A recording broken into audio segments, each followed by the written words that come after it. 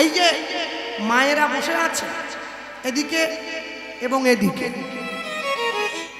মায়েদের মন বড্ড চঞ্চল, মায়েদের ধৈর্য বড় কম, খুব কম। মায়েদের ধৈর্য বড় কম। কেন? মায়েরা মাংস বেশি খায়। নারী জাতি অমেধ্য বস্তু ভক্ষণ করলে তার চিত্ত বিক্ষিপ্ত হয়ে পড়ে। তাহলে কি করতে হবে? না না, ভাববেন না আমি খেতে না বলছি।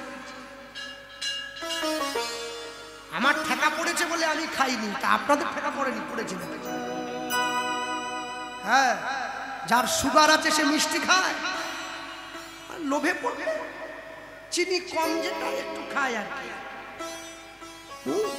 তা আমাদের ঠেকা পড়ে গেছে, তো ঠেকা পড়ে গেছে বলে আমাদের বাদ হয়ে গেছে। আমরা খেলে নাকি আমার রোগ বেড়ে যাবে, ওই জন্য ভয়ে খাই না।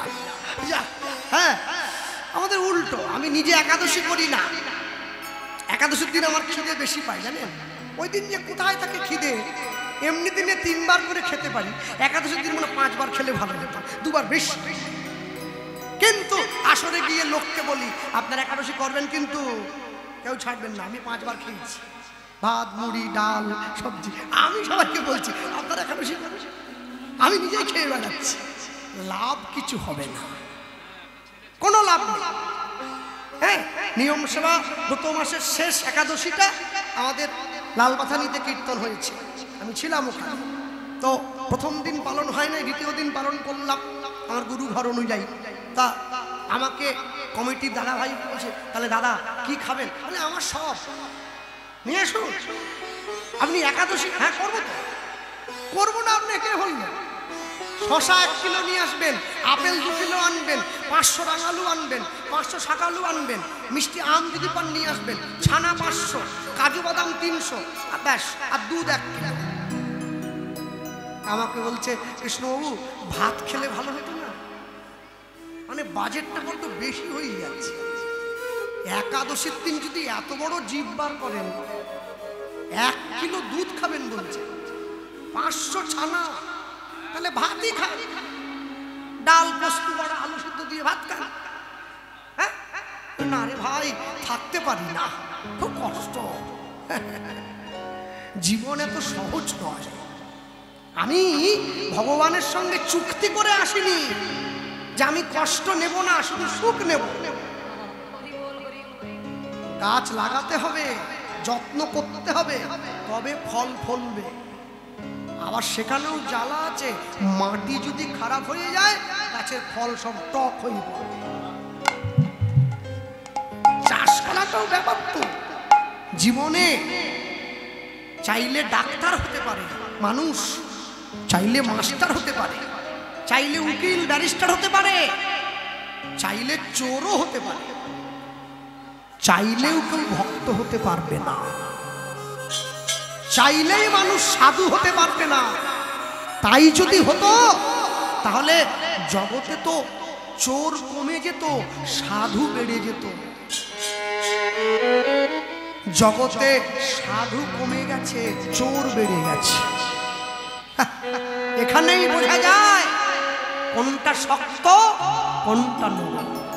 এই যে মায়েরা বসে আছেন, মনে রাখবেন সারা জীবন রান্না করে আপনি সংসারের সেবা করেছেন, ছেলে মেয়ে, স্ত্রী, সন্তান, শ্বশুর, দেওর, ননদ সকলকে খাইয়েছেন। যেদিন আপনার হাতের রান্না আমার গৌর গোবিন্দের সেবায় লাগবে, আপনি সেদিন জানবেন আমার রান্না শেখা সার্থক হয়েছে। তা যদি না লাগে তাহলে জানবেন সারা জীবন ভূতে খেলো, কাজের কাজ কিছু হলো না।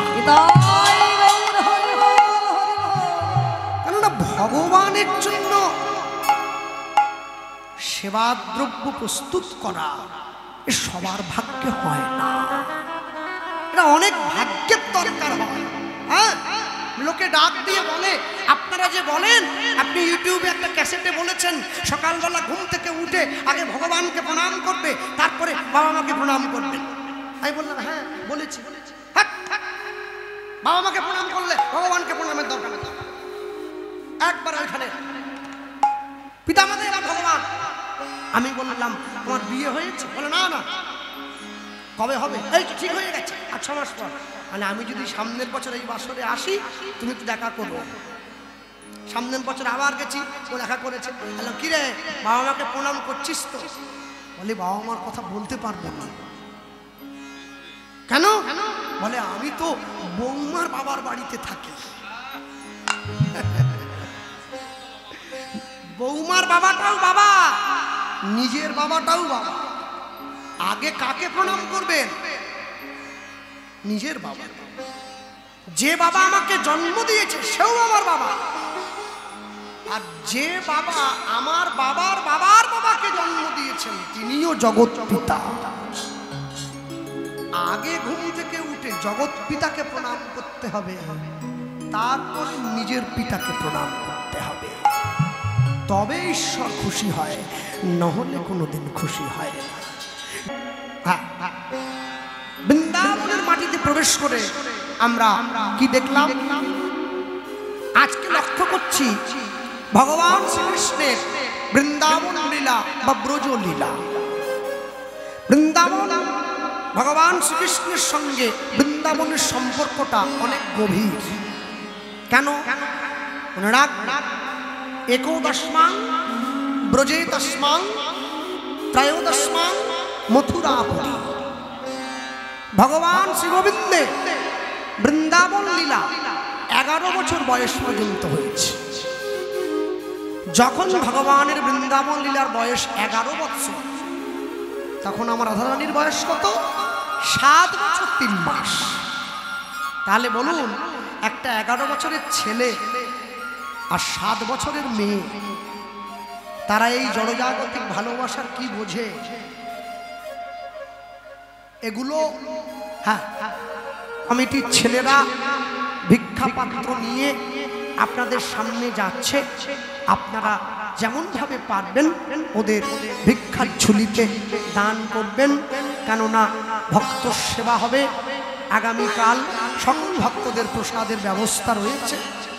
আর সেই সঙ্গে এটা বলার, এত বড় অনুষ্ঠান, এর বিপুল ব্যয়ভার এই ভিক্ষার মাধ্যমেই নিয়োজিত হয়।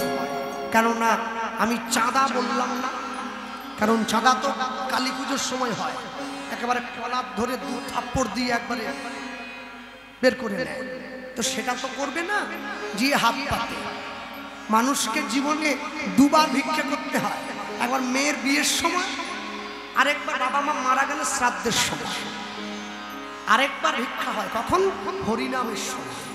তবে আসার পরে আমার যেটা ভালো লেগেছে শুনে, যেনারা আমাকে এনেছেন এত কষ্ট করে, তারা আমাকে বলেছে, কৃষ্ণবাবু এই হরিনামের 3-4টে দিন যে 15-20টা গ্রাম থেকে আমরা ভিক্ষা করে এই হরিবাসন করি, আমরা সকলে নিরামিষ থাকি।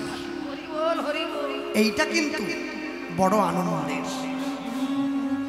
আপনি কীর্তনও করাবেন, কীর্তনও শুনবেন, এদিকে ডিম দিয়ে ভাতও খাবেন, তা তো হবে না। যে কোনো একটাকে ছাড়তে হবে।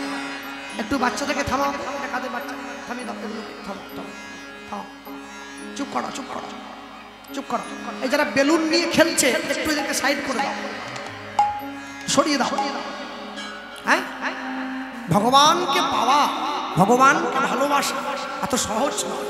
ওই জন্যে আমি শুরুতে বলেছিলাম যে আমারও ইচ্ছে হয়, জানেন, হ্যাঁ মাঝে মাঝে ইচ্ছে হয় আর যাই সেলুন দোকানে গিয়ে একদিকে চুল থাকবে একদিকে থাকবে না, মানে এরকম একটা ভাব এখন বেরিয়েছে না, একটু চুল কাটি, এরকম কাটি। আমারও ইচ্ছে হয় মাঝে মাঝে রাসের মেলায় গিয়ে, শিবরাত্রির মেলায় গিয়ে একটু পেঁয়াজ ছড়িয়ে ঘুগনি একটু খাই, কিন্তু ওই যে বললাম সুগার রোগী তো মিষ্টি খেতে পারবে না, বাধা হয়ে গেছে। তা আমাদের একটা এমন রোগ হয়ে গেছে যে আমরা চাইলেও আর মাছ মাংস খেতে পারি না, ওটা খেলে নাকি রোগটা বেড়ে যায়। ডাক্তারে বলে আমিষ না খেলে রোগ ভালো হবে না, আমাদের ডাক্তার বলে দিয়েছে নিরামিষ না খেলে এই রোগ আবার ভালো হবে না। ওই জন্য জোরে মারে খাচ্ছি আর কি, বুঝলেন, ইচ্ছে নেই কিন্তু খেতে হচ্ছে। যা, তবে আপনারা বন্ধ করবেন না, আপনারা চালান, খেতে হবে।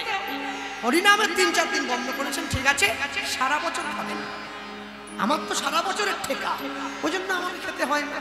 আপনাদের ঠেকা নেই, আপনারা খান। বাকিটা আগামীকাল বলবো। একসঙ্গে সব ডোজ দিয়ে দিলে রুগী আবার মরে যেতে পারে। একসঙ্গে ইঞ্জেকশন দেওয়া যাবে না, অল্প অল্প আগে ট্যাবলেট দিয়ে দেখ, যদি কাজ হয়ে যায় ইঞ্জেকশন আর দিলাম, ছেড়ে দেয়। এখন বৃন্দাবনের মাটিতে প্রবেশ করে আমরা দেখতে পেলাম, কি দেখছি, আজকে প্রাতঃকালে ভগবান শ্রীকৃষ্ণের মাকে দেবকী, যে যার হাত ধরে ভগবান কংসের কারাগারে আবির্ভূত হয়েছে, কি নাম, দেবকী। বারবার ধরে যদি বলেন দেবকী দেবকী, আর কি দেব, জগৎকে কৃষ্ণ দিয়ে দিয়েছি, দেওয়ার মতো কিছু আছে কি? হরি বল হরি বল। সেই তো দেবকী, যে জগৎকে কৃষ্ণ পাইয়ে দিয়েছে। আর ভগবান যে মায়ের ঘরে এসে পালিত হয়েছে, সেকে মা যশোমতী। কৃষ্ণ ভজন করতে গেলে যে মা যশ দান করেন, তিনি যশোমতী। তাই গৌর হরি বল হরি বল। এই যে মায়েরা বসে আছেন, যখন ভগবানের মন্দিরে ভগবানকে প্রণাম করবেন, কিচ্ছু বলবেন না, গাড়ি দাও, বাড়ি দাও, টাকা দাও, এসব বলার দরকার নেই। একটা জিনিস ভগবানকে বলবেন, প্রভু তুমি আমার অহংকারটা নিয়ে নাও।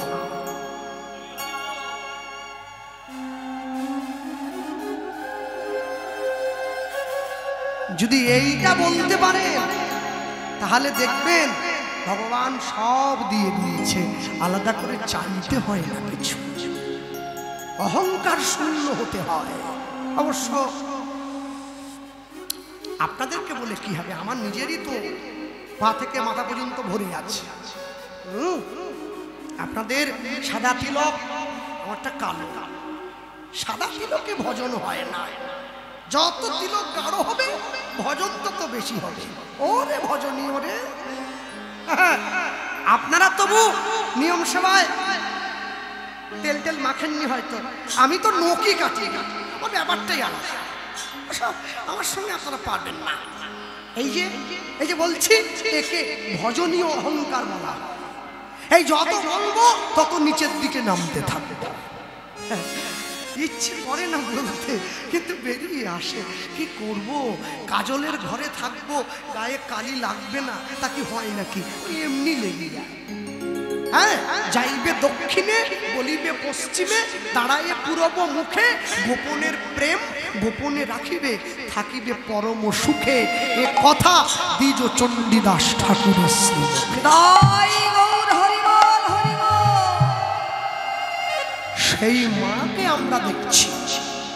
কাকে? গোবিন্দের মা যশোমতী।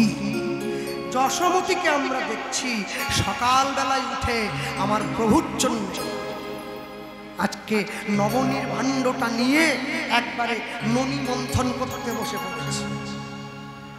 কে?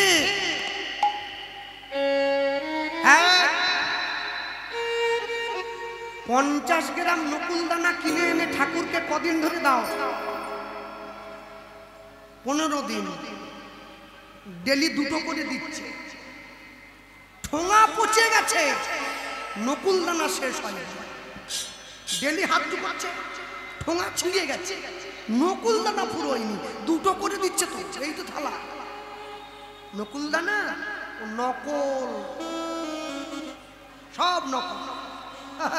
আর চাকিয়ে দেখো, তোমরা ভগবানকে পাওনি, তাতে নকুল দানা 2টো করে দিচ্ছ। মা যশোমতী গোবিন্দ পেয়ে গেছে। বাসি জিনিস তো দূরে থাক, এবেলাটা ওবেলা গোবিন্দকে দেয় না। ভগবান ওঠার আগে মা ননি মন্থন করতে বসে গেছে। টাটকা ননিটা দিতে হবে, সাজো ননি। আমার গোপালকে বাসি দেওয়া চলবে না। আর মা যশোমতীর দেহটা একটু ভারী। মা তো আর ওই গুঁড়ো মোল্লা মাছ খেত না যে গ্যাস হয়ে রোগা হয়ে পড়বে। মা ননি মাখন খেতে, একটু ভারী দেহ। তার উপরে হলুদ শাড়ি পরেছে, চুলের বিনুনিটা বিরাট, আর হলুদ শাড়ির সঙ্গে এই যে গোটা গায়ে গহনা পরেছে, নন্দ রাজার ধরনী বলে কথা একেবারে। আর ননি যে মন্থন হয়, আপনারা দেখেছেন কিনা জানি না, ননি মন্থনের নিয়মটা বড় মারাত্মক। একটা বড় মাটির ভাণ্ডের মধ্যে একটা দণ্ড আছে, ওকে মন্থন দণ্ড বলে, তার উপরে একটা শক্ত পাটের দড়ি আছে। এবারে ভাণ্ডের মধ্যে দুগ্ধ দিয়ে দিতে হয়, দুগ্ধ দিয়ে ওই মন্থন দণ্ডটাকে দিয়ে ওই পাটের দড়ি দিয়ে দুধটাকে এ মাথা ও মাথা ঘোরায়। মানে দুধটা পুরো ভুললে হবে না, অর্ধেক এদিকে অর্ধেক এদিকে, এদিকে দুগ্ধটা ওদিকে গিয়ে ধাক্কা খায়, ওদিকে দুগ্ধটা এদিকে গিয়ে ধাক্কা খায়। এই এপাট ওপাট ধাক্কা খেতে খেতে দুগ্ধের মাঝ থেকে একটা ঝিক উৎপন্ন হয়, যাকে ফেনা বলে। যখন সেই ফেনার পরিমাণটা অত্যাধিক পরিমাণে বেড়ে যায়, তখন দুগ্ধটা শক্ত হতে আরম্ভ করে। তলদেশ থেকে এবার নবনী জমতে শুরু হয়। একটা গুরুদেবের চরণ, একটা গোবিন্দ চরণ, মাঝে শিষ্য থাকবে। ভক্তি দণ্ড দিয়ে যতবার প্রেমরূপী ওই দড়িটা দিয়ে ঘোরাবে, একবার শিষ্যের দেহের সঙ্গে গোবিন্দ চরণের ধাক্কা লাগবে, একবার গুরুচরণের ধাক্কা লাগবে। শিষ্য সংসার সমুদ্রে পড়ে সংসার মায়ার ঝিক উৎপন্ন করে বিরহরূপী প্রেম ফলে ভক্তিরূপী মাখন তৈরি করবে। মা আজকে সেটাই করছে। আজকে মা সেই কর্মটাই করছেন, বসে সেই কর্মই সম্পাদন করছেন। হ্যাঁ, আমি আগেই বলেছিলাম বৃন্দাবনের সঙ্গে আমার সম্পর্কটা বড় গভীর, খুব একটা খাপ ছাড়া নয়। আর এই যে কর্ম সম্পাদন করছেন, বৈষ্ণব মহাজন পদকর্তা প্রথমেই কলম দিয়ে দিলেন, কি ওগো যশোমতী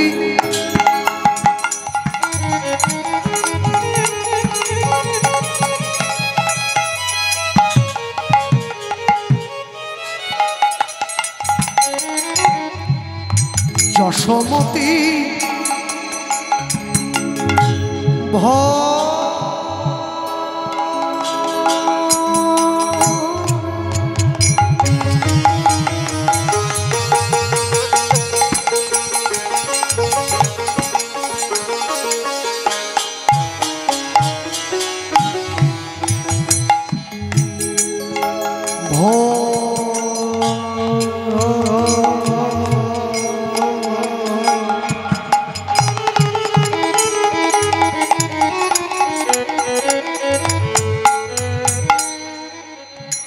যশোমতী ভোরে, ভোর ভোর ভোর মানে সূর্য ওঠেনি, সূর্য উঠে গেলে আর তো ভোর থাকবে না। এই ভোর যদি ভোর ভোর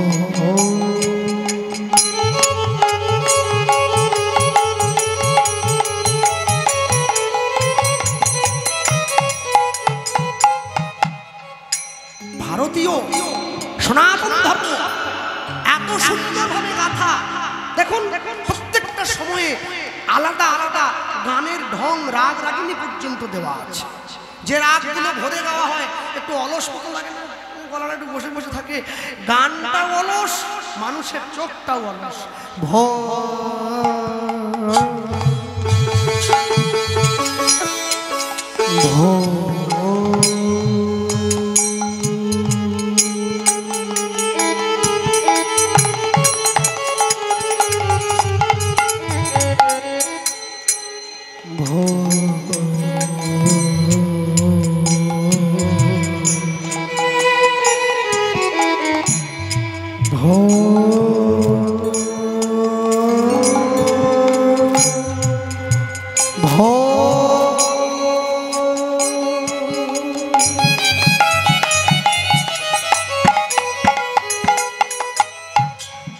যশোমতী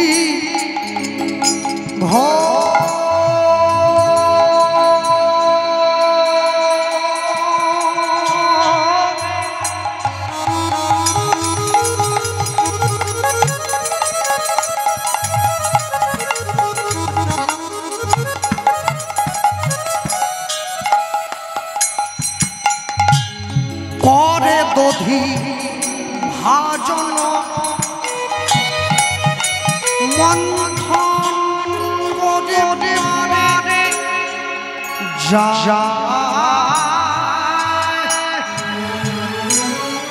মন্থন করিবারে যায় উলুত উলুত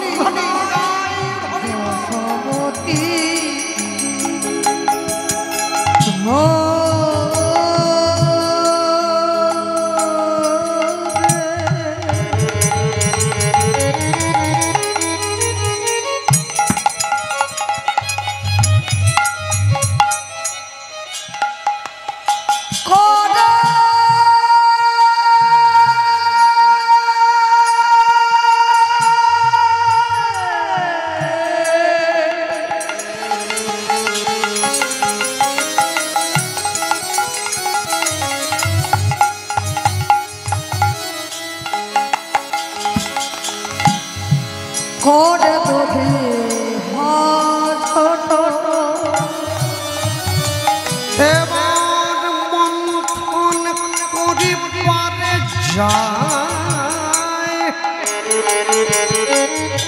মন্থন করিবারে যায় ছান্দন ডরি যুগল করে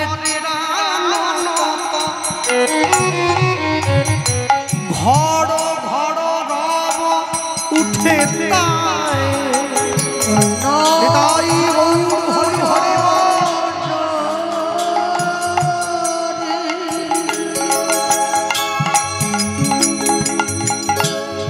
যুগল করে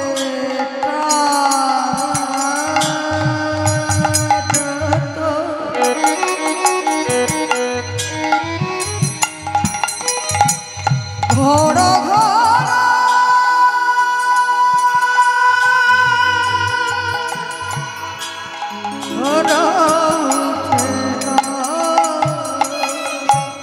আজ গোপাল সেবা দেবে মা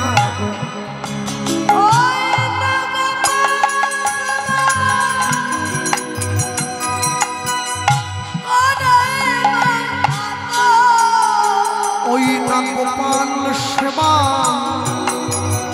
করাইবে বলে গোপাল সেবা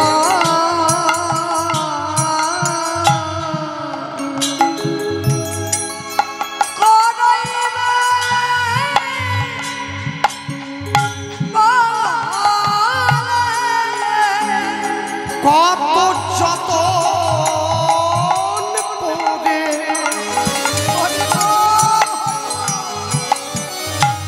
ননি সাধিতেছে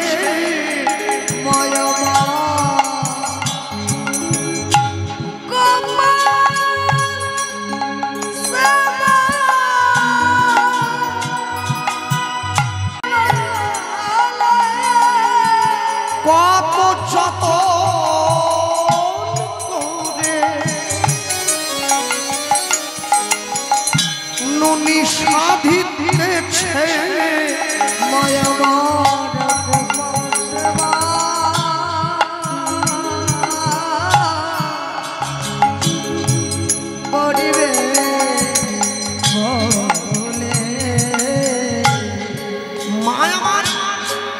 ওইগুলো নিয়ে যখন ননীর মন্থন দণ্ডটা নিয়ে ঘোরাচ্ছে মায়ের হাতে যে সোনার চুড়িগুলো পড়ে রয়েছে একটা চুড়ির সঙ্গে আরেকটা চুড়ির ধাক্কা লেগে একটা ঝুনঝুন করে শব্দ হচ্ছে তো মা ভাবছে আমার ছেলেটা ঘুমিয়ে পড়েছে এই সুযোগে ননীটা উঠিয়ে নিতে হবে কেন উঠেই তো চাইবে যে মা আমায় দাও আর জেগে গেলে যা দুষ্টু ছেলে আবার নাকি কি দুষ্টুমি করে বসে তাই আগেই কিন্তু হলে কি হবে ভাবছো বসে চলবে কিসে তুমি ভাববার কে তোমার ভাবনা যিনি ভাবছেন তুমি ভাবো তাকে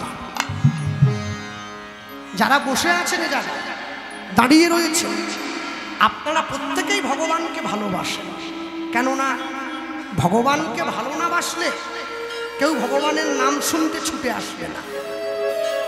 তাহলে আপনি যে ভগবানকে ভালোবাসেন, আপনি একবার তাকিয়ে দেখুন, আপনি যাকে ভালোবাসেন সে আপনাকে ভালোবাসে কিনা।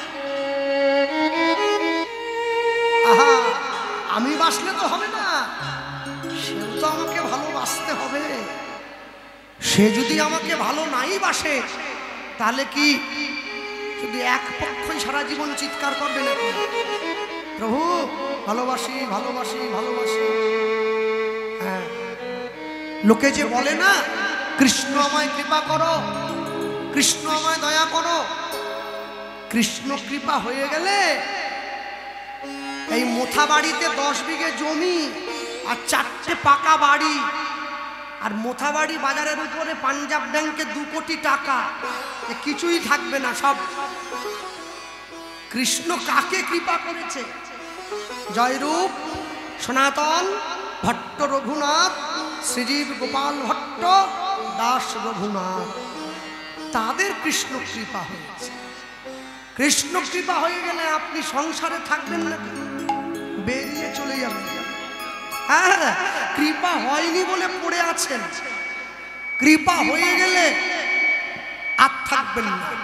আপনাদের মালদায় রামকেলিতে রূপ সনাতন, তাদের কৃষ্ণ কৃপা হয়েছে, তারা বেরিয়ে গেছে। আহা, কেউ যদি ভালো একটা কাজ করে, আস্তে, কেউ যদি ভালো একটা কর্ম করে, হ্যাঁ, আমি তো একটা সরকারি চাকরি করতাম, সেন্ট্রাল গভর্নমেন্টের এমপ্লয়ি ছিলাম, আমি রেলে চাকরি করেছি। তা আমি ছেড়ে দিয়ে ভগবানের নাম গাইছি। কি ভাবলেন এমনি ছেড়েছি? দুটো দিকই ঠিক আছে, পয়সাটাও বেশি আসে, আমার নামটাও করা হয়। আর চাকরি করলে পয়সাটাও কম আসে, আমার নামটাও হয় না। ওখানে তো 1 মাসে যে বেতন, এখানে তো 1 দিনে হয়ে যাচ্ছে। ধরে কি লাভ? আমার সব উল্টো, মেলাতে পারবেন না। আমি নিজে করি না, মানুষকে বলি আপনারা করুন। আপনি আচরি ধর্ম জীবনে শেখায়, আপনি না আচরিলে ধর্ম অপরে শেখানো না যায়। আমি নিজে লুঙ্গি পরি, আর আমি বাঙালিকে বলি আপনারা লুঙ্গি পরবেন না, কিন্তু আমি পরি, আমি পরব, আপনারা পরবেন না। এখন আমি সরকারি চাকরি ছেড়ে দিয়ে হরিনাম করতে এসেছি। আচ্ছা ভাবুন তো, যদি আমি একটা কোনো মন্ত্রী হতাম, তাহলে কি মন্ত্রিত্ব ছেড়ে দিয়ে আমি কীর্তন গাইতাম? হ্যাঁ, এই ছেঁড়া তিরপলে শুয়ে কুমড়োর ঘন্ট আর ডাল খেয়ে আমার বইয়ে গেছে। মন্ত্রী যদি হতাম,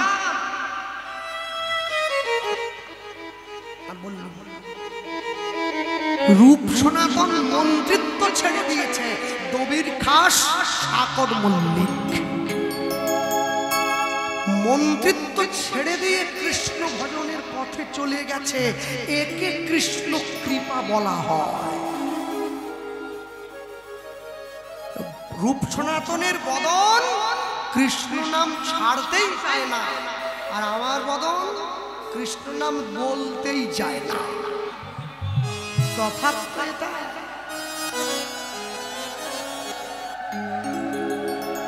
সর্ব সময়ে জানবেন, ভগবান সকলকে কৃপা করবার জন্য বসে আছেন, কৃপা নেওয়ার মতো প্রস্তুতি আমাদের নেই, তাই আমরা পাই নাই। নিতাই গৌর হরি বল হরি।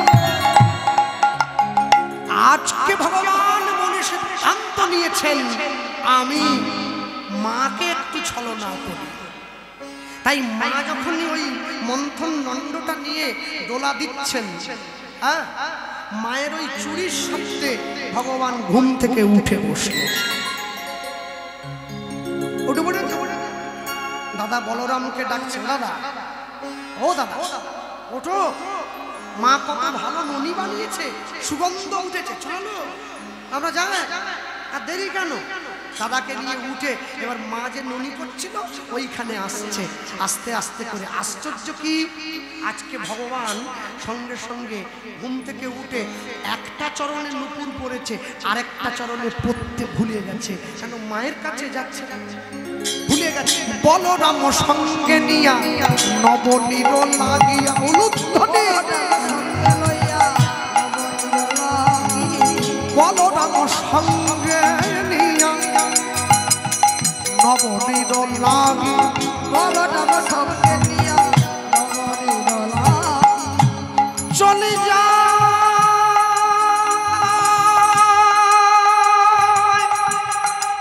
চলে যা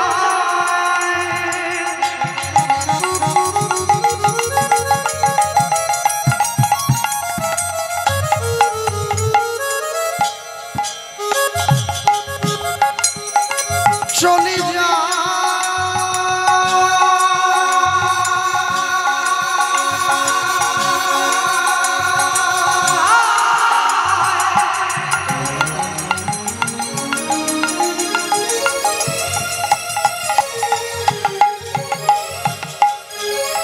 চলে যা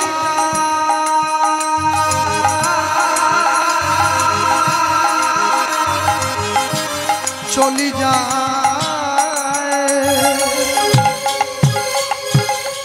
বলরাম সঙ্গে নিয়া নবনীর লাগিয়া, বলরাম সঙ্গে নিয়া নবনীর লাগিয়া উপনীত জননীর স্থান। উলুধ্বনি হরিবল, ওই নাই উপনীত জননীর স্থান।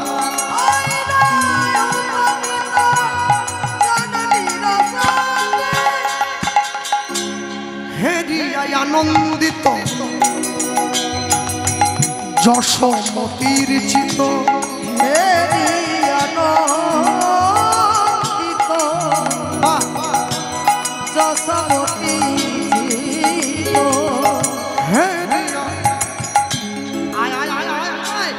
ছেলে এসে গেছে, আয় আয়, মা ডাকছে। হেরিয়া আনন্দিত যশোমতির চিত, হেরিয়া আনন্দিত যশোমতি। ও যে প্রাণের কানাই, প্রাণের বলাইকে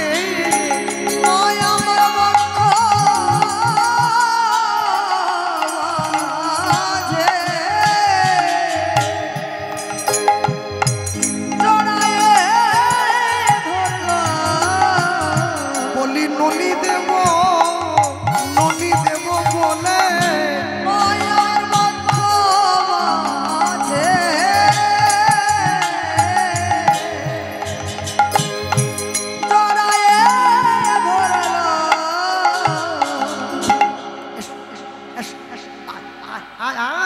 কৃষ্ণ বলরাম আয়, বুকের মাঝে জড়িয়ে ধরেছে। যেই বুকের মাঝে জড়িয়ে ধরেছে, বলরাম তো একটু বয়সে বড়, বলরামকে মা ইঙ্গিত করছে, এই এই একটু একটু একটু কৃষ্ণকে ধর ধর ধর, গোপালকে ধর, ননিটা হয়ে এসছে, একটু বাকি আছে বাবা, আমি একটু ননিটা মেরে নেই, ধর। বলরাম কৃষ্ণের হাতটা ধরে টান দিয়ে সরিয়ে নিয়ে যাচ্ছে। যখনই আপনার কৃষ্ণ প্রাপ্তি নিকটে হবে, কোনো না কোনো একটা বাধা আপনাকে টান দিয়ে সরিয়ে নিয়ে যেতে চাইবে।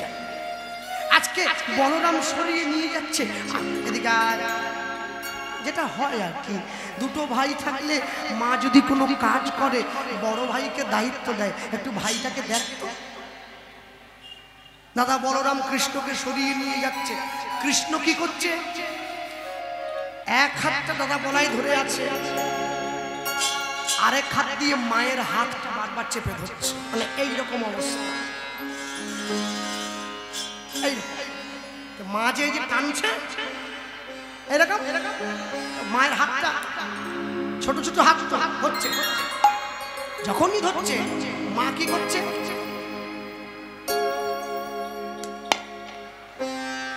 বারংবার ভগবানের হাতটা সরিয়ে দিচ্ছি। এই একবার, দুবার, তিনবার, চারবারের বার ভগবান রেগে গেলেন। কি আমার থেকে তোমার কাছে ননি তৈরি করাটা বড় হলো? আমি বড় না ননি বড়? মা কিন্তু বুঝতে পারছে না যে আমার ছেলেটা খুব রেগে যাচ্ছে। আবার যখন ভগবান হাতটা ধরেছে, মা আবার সরিয়ে দিয়েছে। যখনই হাতটা সরিয়ে দিল, ভগবানের কোমরে কি থাকে? ছুরি, তাহলে বাঁশ। ভগবান তো তিনটে জিনিস বাজাতো, একটা বাঁশি, একটা বেনু, একটা মুরলি। বাঁশি বাঁশের তৈরি, 17 আঙুল লম্বা, 9টি ছিদ্রযুক্ত। বেনু রূপোর তৈরি, 1.5 হাত লম্বা, 7টি ছিদ্রযুক্ত। মুরলি সোনার তৈরি, 2 হাত লম্বা, 5টি ছিদ্রযুক্ত। কখন বাজাতো বাঁশি? তখন ঘুম থেকে, তখন ব্রজগোপীদেরকে ঘর থেকে বের করে আনতো, তখন বাঁশি বাজাতো। কখন বেনু বাজাতো? আগামীকাল উত্তর গোষ্ঠী শুনবেন না, চাঁদ মুখে দিয়াবেন, যখন গরুগুলোকে ঘরে ফেরাতো তখন বেনু বাজাতো। আর কখন মুরলি বাজাতো? ওই রাসে গিয়ে শুনবেন, মুরলি গান পঞ্চমতান কুলবতী চিতচ্চর। যখন রাস মঞ্চে দাঁড়িয়ে ব্রজগোপীদের সঙ্গে ভগবান রাস নৃত্য করেছে, তখন মুরলি বাজিয়েছে। তাহলে আজকে ঘুম থেকে উঠে ভগবান কোমরে বাঁশিটা নিয়ে আসেনি, বেনুটা নিয়ে এসেছে। কেননা একটু পরেই তো গরু নিয়ে মাঠে যাওয়ার সময় হয়ে যাবে, এই বেনুটা। তা আমি আগেই বলেছি, বেনুটা কিন্তু রূপোর। রূপোর মানে কি নরম হবে? তাপতেপে বেশ শক্তপোক্তই আছে। তার উপরে আবার ভগবানের বেনু বলে কথা। ওই মা যে হাতটা সরিয়ে দিয়েছিল না, দাদা বলরাম তো হাত ধরে আছে, এই হাতে কোমর থেকে বেনুটা বের করেছে। ওই যে হাড়িটা নিয়ে মা ননি তৈরি করছিল, ওই হাড়ির উপরে ঠক্কর দিচ্ছে রাগে, ওই বেনুটা নিয়ে ঠক্কর দিচ্ছে। আমার থেকে তোমার কাছে ননির দাম বেশি হলো? দেখা দেখা দেখা, একবার একটু দাগ হয়েছে, দুবার আরেক দাগ হয়েছে, 3 দিন যেই জোরে মেরে দিয়েছে। নবনির্বাণী প্রথমে কৃষ্ণ ভক্তি করবেন, ভগবানকে ভালোবাসবেন, একটু কষ্ট, আরো বেশি ভালোবাসুন, আরেকটু কষ্ট। সমস্ত কষ্ট পাওয়ার পরেও যদি তার চরণ না ছাড়েন, আর কোনো কষ্টই থাকবে না। আপনার কষ্টের ভাণ্ডটা চূর্ণ বিচূর্ণ হয়ে গোবিন্দ চরণ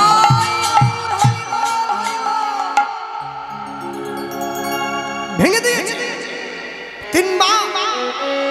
আর যখনই সেই ভাণ্ডটা মা ভঙ্গ করে দিল, ভেঙে দিল, ভগবান ভাঙা মাত্রই অগ্নি ননিটা মাটিতে গড়িয়ে যাচ্ছে। আর যখনই নবনীটা মাটিতে গড়িয়ে যাচ্ছে, নবনীগুলো আজকে কাঁদছে, প্রাণ গোবিন্দ,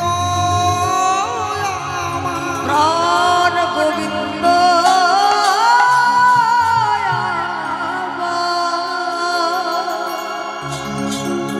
কত যতন করে,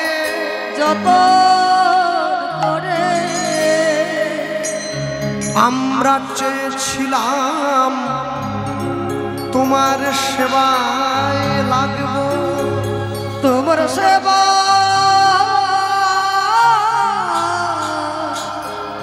তোমার সেবা লাগব। কিন্তু তুমি আজ তোমার সেবা হতে মোদের বঞ্চিত করিলে,